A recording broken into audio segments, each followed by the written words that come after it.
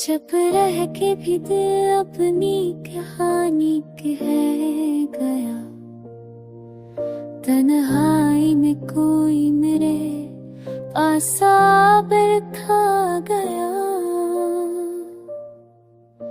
ख्वाबों में जो आता था वो लम्हा बुझ गया, चाबी हुई आँखों से वो मंजर बह गया।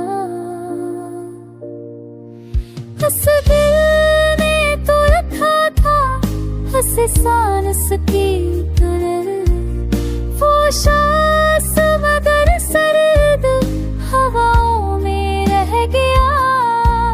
जख्मों की तहत भी बेरहम था पहर, जो पल था मुस्कुराहट का वो पल भी खो गया।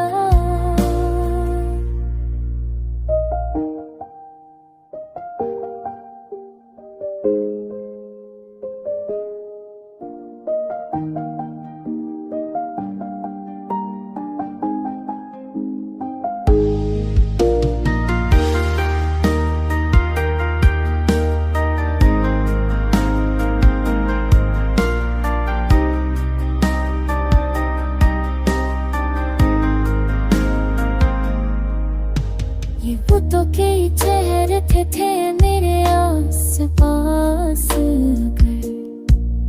जो दिल से करीब था वही सबसे दूर हो गया। याद तो किसी रही इकट्ठ मेरा हाथ देखे देखे कमे निकटा थरे ही सब जबूर है।